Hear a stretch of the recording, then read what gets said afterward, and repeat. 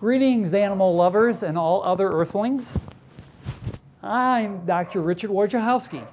I'm the host of the Animal Clinic. This is a program all about animals. We got a great show for you today. First, we'll have Joanie Toole from Oakland County Animal Control.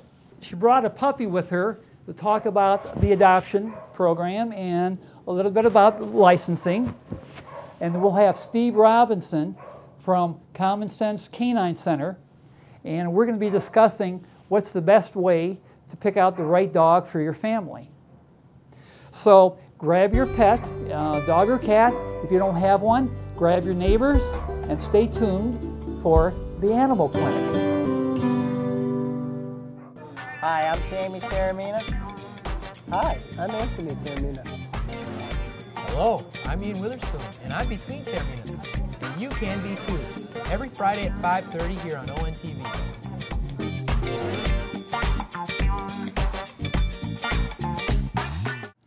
Welcome back to the Animal Clinic.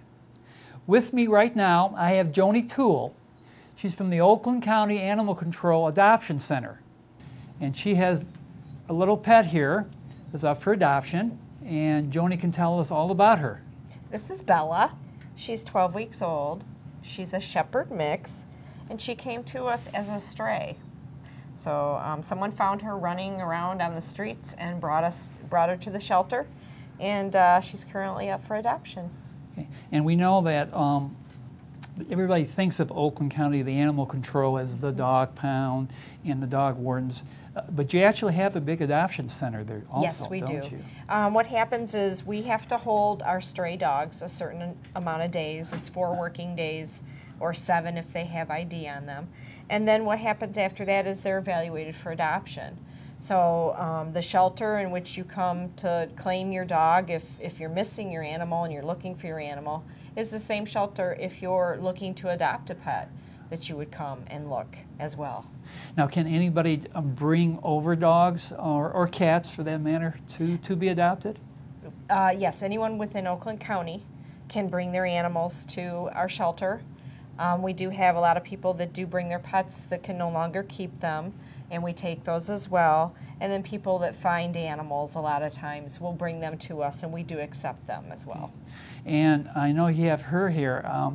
Do you have a lot of dogs right now for adoption and cats? We do have, we probably have about 50 dogs for adoption right now. In the spring and summer, we'll probably have about 100. And for cats, we're probably at 100 cats for adoption right now. And in the spring, it'll really explode, probably to about 150 to 200 cats. And do you have a pretty good adoption rate of animals going out? Yeah, we're getting better. With dogs, we're pretty much no kill. But it's harder with the cats because we have so many.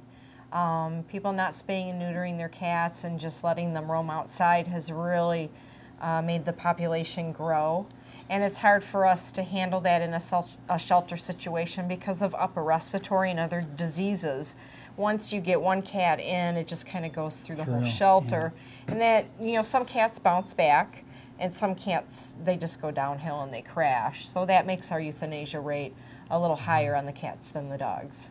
We do get a fair amount of the new adopted animals coming here for an examination. They get within a week, cats and dogs. And they seem to have a pretty good examination there by your own veterinarians. Yes. And I think the cats also have had leukemia testing done. Yes. For the dogs, they are checked for heartworm. As soon as the dogs come into the shelter, stray or owner surrender, they're given a Bordetella and a distemper just to keep down on the kennel cough and other diseases. And then once we've held them their stray time, if they're old enough and it's 4 months of age and older, then they get their rabies, they're tested for heartworm, they're wormed, they're given advantage for fleas. Cats are vaccinated immediately when they come into the building for distemper. And then once they're up for adoption, if they're old enough, then it'd be the rabies. They're tested for feline leukemia. And they're also wormed and also treated for fleas. Oh, excellent. And where are you located at so people can find you easily? We're at 1700 Brown Road, which is in Auburn Hills, and we're between M24, Lapeer Road, and Joslin. And we're across from the FedEx warehouse, kitty corner from the GM Lake Orion plant. Our building sits back a little ways, but our service drive is there right on Brown Road. Oh, excellent. Now, is there anything else that Oakland County is involved with right now? Well, right now, it's the season for dog licenses. So a lot of people are getting their notices that it's time to get their dog licenses. And a lot of new puppy owners, 4 months of age and older, should be getting their dogs to the vets to get them vaccinated for rabies and then get their yearly dog license. This year, we're kind of offering something a little different. We're doing a 3-year. So if you have a vaccination that runs through 2014, you can purchase a 3-year dog license. However, we're only doing it at the shelter, through the online system, and through the mail at this point right now. Because like individual practices can't sell licenses. We do, but it's only the Yes. 1-year license. Yes, it's only the 1 year. It's actually the same price per year for the 3-year Yes, license it at this is. point. It's just, yeah, more convenient if you have that vaccination that runs through 2014. And we just want people to be aware of where we're at and what we do. And if you're looking for that new pet, please come to the shelter. Oh, great. So that again, that's on Brown Road. It's in Orion Township. That's the Oakland County Animal Control Adoption Shelter. And thank you so much for coming. Oh, thank you. Orion Neighborhood Television has been your community connection for the last 20 years. From local concerts and sports to resident-made original programming, we are the voice of Lake Orion. Featuring a large professional studio, ONTV can provide you with the tools you need to make a quality program. Our staff is knowledgeable, friendly, and eager to help with your program success. Your voice, your community, on TV. Welcome back to the Animal Clinic. With me now, I have Steve Robinson from the Common Sense Canine Center. And he'll be going over a subject that is brought up many times to veterinarians. But first, let me ask you, Steve, tell us about your business and what do you actually do? Well, we're a full-service center. We have boarding, grooming, training. We have a center, a large training center where we run classes. We do private lessons. I do behavior counseling. I am a certified dog behavior counselor. We also do in-kennel training. That's where people bring their dogs to us for a stay while they're training. And we have a full-service boarding center where people bring their dogs to us for boarding. We also have a full-service grooming. That includes people who have boarded their dogs and also people who come in from the outside who aren't necessarily boarding clients. Well, I know in a personal note, I know that many of my clients who do have behavior problems with their pets, if it's something that we can't necessarily help them with 100%, you're the first person we call or we refer to you quite often. But one of the questions that I get a lot is, I'm looking for a new dog for my family. What kind of dog should I get? And there's a lot of different things to look into, and I'll let you go on the subject because I'm sure you see a lot of this. Yeah. Well, there's a couple of things that have to really be considered first and foremost. One is what is the right dog? What is the right dog for me, for my lifestyle? And the second thing is then, given that that's the type of dog I want, where do I go to get a dog, that meets my needs? And lifestyle considerations are probably the most important and the one that most people neglect. They'll choose a puppy just for looks. They'll choose a puppy, particularly a puppy, because it all looks cute and furry and fluffy, and then they don't realize that that's going to turn into an adult dog that may be something very different from what they want. It's important that people understand that genetics control both the dog's looks, its size, its health, and its temperament. So that's a very, very important consideration for everyone. Depending on their family's lifestyle, they may want a dog, if they, as an example, have teenagers that can go out and romp with the kids every day, or, you know, if it's just a couple that's retired, they may not want to get a dog like that. Maybe a smaller dog that's essentially a lap dog will work well. About 6 months ago, I had a lady call me up for private lessons. The woman was challenged and had to move with a walker, and she went out and got a Labrador puppy. Well, I mean, that is really a challenge for her and a challenge for me, because she really wasn't in a position. She didn't have like a son or relatives around to exercise the puppy, and the puppy was already getting to a point where it had a lot more need than what she could provide. So those are all very, very important considerations to start. Yeah, and I know that and I'm sure you've talked to people about this. When you go and look at a puppy, hopefully from a good breeder, or can you see the parents? Because a lot of times I tell people, it's not just looks that are passed on, it's personality. I mean, look at me, for instance. My parents were very good looking and very nice personality, you know, but how does that fit in with dogs? Well, you don't agree? No, I agree 100%. Very good. And the reality is that if you get a rescue or a shelter dog, you probably don't have that opportunity. But if you're going to go for a purebred dog, it's very, very important. I tell people that unless you have some very, very specific need that can't be met locally, that you always want to go for a dog that you can see the puppies, you can see the parents, you can evaluate what's going on. The parents are always going to be a pretty good moniker of what this puppy, not necessarily 100%, but of what this puppy's going to be like as an adult dog. I'll often have people come to me with a new puppy, and I'll say, would you see the parents? And they'll say, well, yeah, I saw the mom, she was real nice. What about the dad? Well, no, they said he wasn't real good with people, so they didn't want to bring him out. And I'm thinking, well, gee, that would be a red flag for me if one of the parents is not social and can't meet the puppy buyers. So looking for a new puppy, you have, again, choices of purebred or a mixed breed dog. Well, let's talk about a purebred for a moment. There's a couple ways you can get a purebred dog. One, you can go to purebred rescue. Most of the rescue organizations or most of the breed organizations do have rescue organizations attached to them. Most of these organizations do take in purebred dogs, and what they'll do is try to either keep them in some sort of a shelter environment, or in most cases they'll foster them for people to adopt out. Sometimes you can get an adult dog where a family's had to move, or a person has had financial difficulties, or a person's passed away, and they could have a really wonderful adult dog available for adoption. Sometimes they will have puppies available where a person has to turn a whole litter of puppies in. In these cases, you often don't have history and you can't see the parents, but you do have the history of how the dog has behaved in a foster environment. And most of these people are pretty conscientious. They don't want these dogs coming back. So they'll try to be careful about matching up the dog to the puppy, to the person who wants to obtain the dog. Okay? Now, the other option, of course, is going to a kennel that's a professional breeder that sells that particular breed of puppy. That can be a big trap.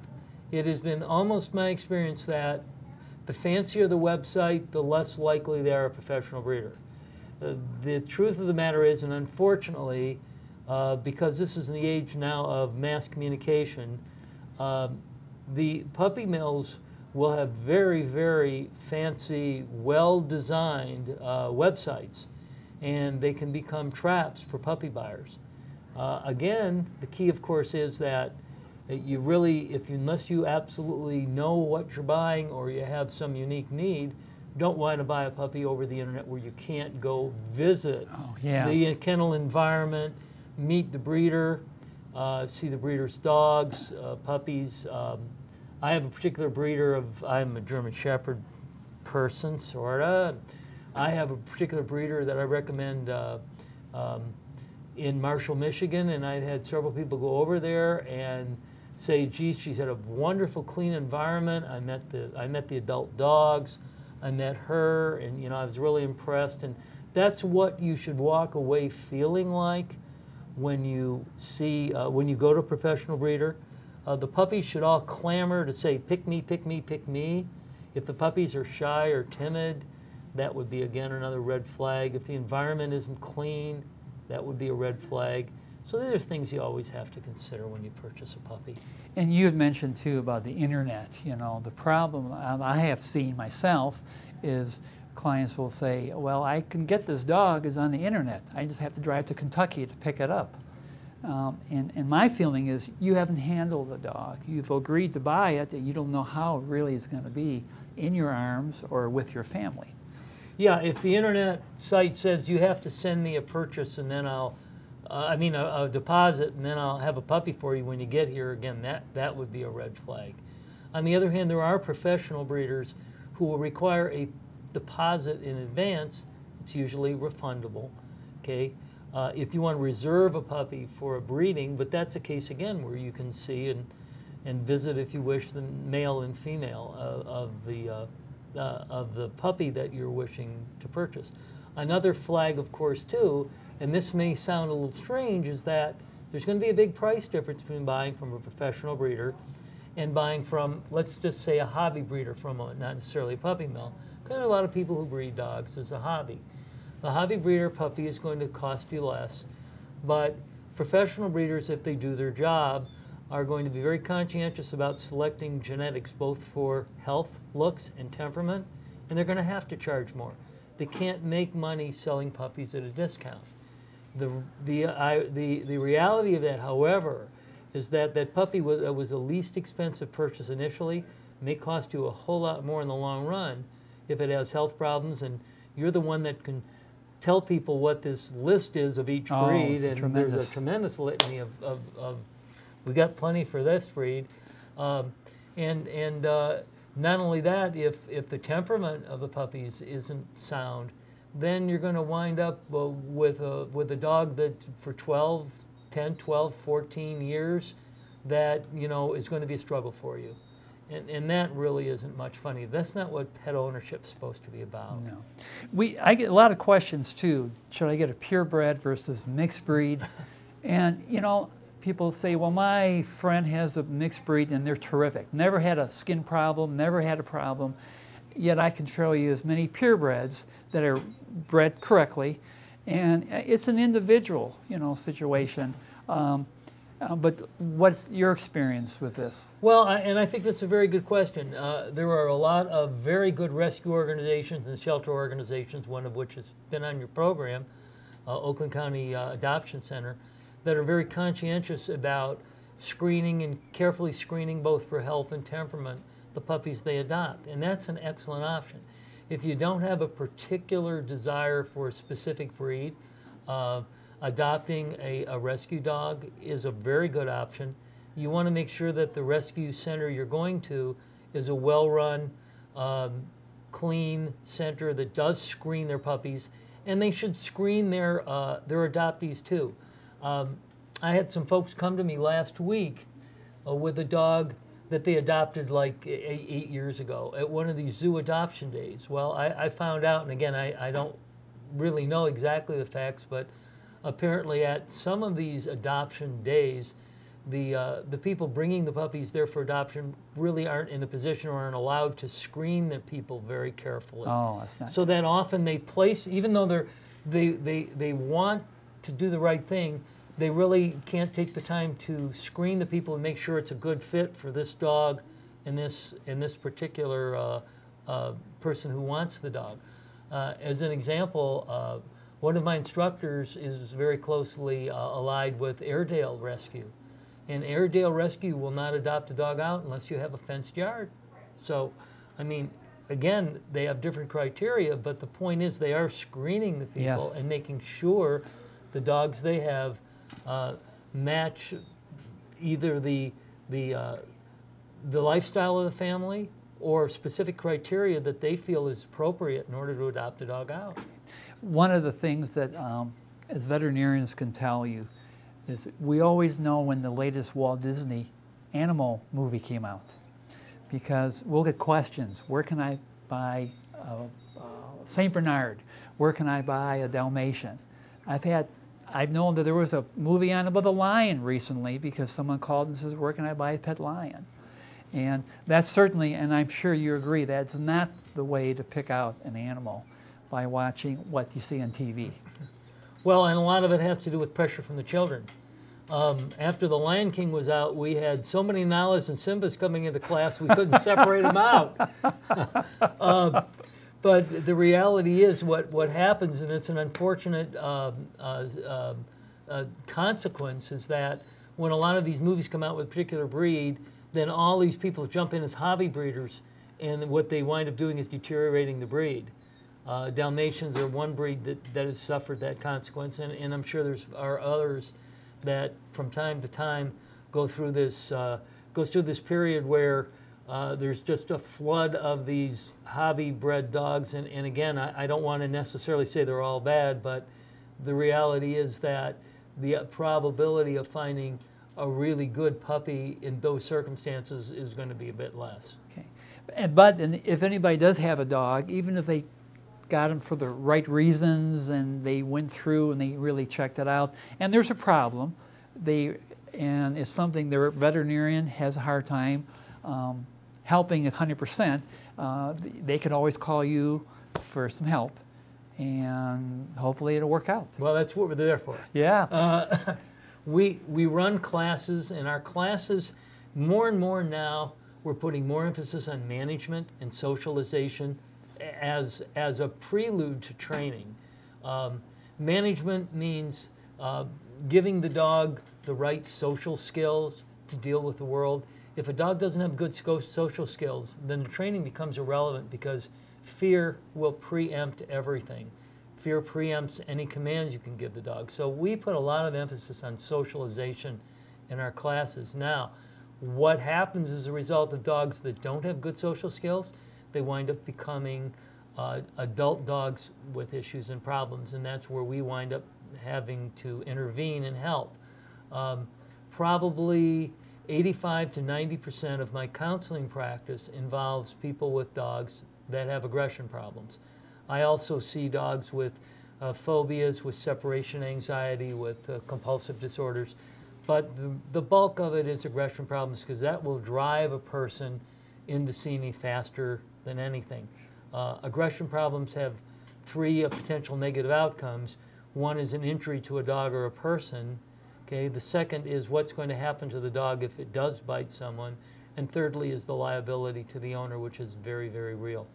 And so people do come to me for help with these problems. We often and usually can help them, hopefully enough to get the dog back on the right track so that he can be a good companion pet. Good, and like you know, the old saying, an ounce of prevention is worth a pound of cure. If you can work at the pet at the early stages, like you had mentioned. Excuse me. Excuse me. Just and on another note, he's being a dog again. Excuse me. You could tell us a little bit He's about been him. a while. Platz. What's his name? Yo. His name is Yo. Platz. Yo. Thank you, Yo. Good dog. He's been here a while today. He's getting a little bit anxious. Okay. He wants to go do something. Okay, he says, well, you're sitting on a chair, and that's not very much fun for me. Well, I thank you very much for coming. And again, if anybody has any particular questions, talk to your veterinarian, or for that matter, you can call up the Common Sense, and Steve Robinson or his staff can help you. This is you, and this is your community. You have a great idea. But how do you get that idea to your community? ONTV has your answer. You see, ONTV is a part of your community. We help you get your idea on cable, so everyone you know will learn about your great idea. So, what are you waiting for? Get your idea on cable and into your community. Get your idea on TV. Welcome back to the Animal Clinic. Vegas and I are here now for the question and answer period. This is where I'll answer some questions that a lot of our clients will ask me. Here's one that's pretty common. my dog will be staying outdoors for the winter. What size of a doghouse should I have for him? Well, first of all, you want to make sure the doghouse is away from the wind. Have it a couple inches above the frozen ground. Size-wise, it should be big enough where your dog can lay down and stand, but small enough where it can keep the heat in. If it's too big of a house, they'll lose a lot of warmth that way.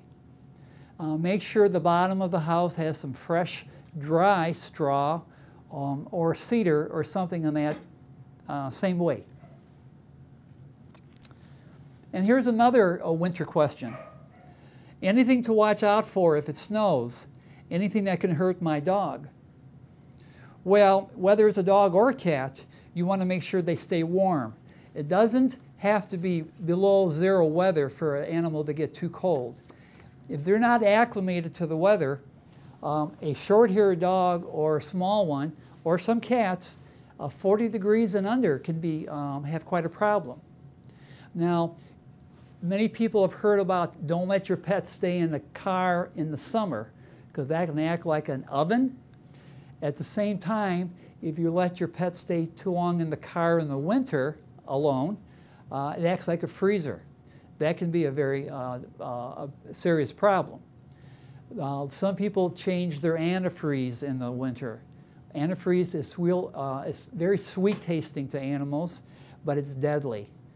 So you want to make sure if you do change your own antifreeze that you clean it up entirely, because even a cat walking through a puddle of antifreeze and licking his feet is enough to kill him. You keep them properly groomed. A long-haired dog or a cat, if they're matted, will not have the proper insulation to keep them warm. It's like them having a goose-down vest that's just all matted. And you want to make sure if they have water, it should be water, not ice. So you want to make sure that it's fresh water quite often. I received a new puppy for Christmas, and it looks like the puppy was born without a tail. What can I do for it now? Well, the obvious answer is take the puppy to the nearest retail shop. And question is, how often can I shampoo my pet? Well, you can shampoo your pet as often as it needs to. If it does not have a skin problem, if you use a very mild shampoo, something like aloe with oatmeal, works very well. Just make sure that they're properly dried afterwards. And don't use human shampoo, because even something as mild as baby shampoo is a little bit rough on the pets. If there's a medical problem, contact your veterinarian. He or she will prescribe a certain medicated shampoo for your pet. And the last question, what should I feed my guinea pig? Now, it's very important when you go to the pet store, make sure you buy guinea pig pellets, not rabbit pellets, not hamster pellets, because guinea pigs need vitamin C. And if you buy the pellets, make sure you don't store the bag of seed or the pellets near any heat source, because the vitamin C dissipates very easily. And most guinea pigs, even with guinea pig food, do need a supplementary amount of vitamin C. Well, that's it for today's show. Thank you for coming. If you have any questions that you'd like answered, please write to the Animal Clinic, 1380 South Lapeer Road, Oxford, Michigan, 48371. And always remember, on your way out the door, kiss your dog or pet, or your cat, and always pet your spouse. Thank you for coming.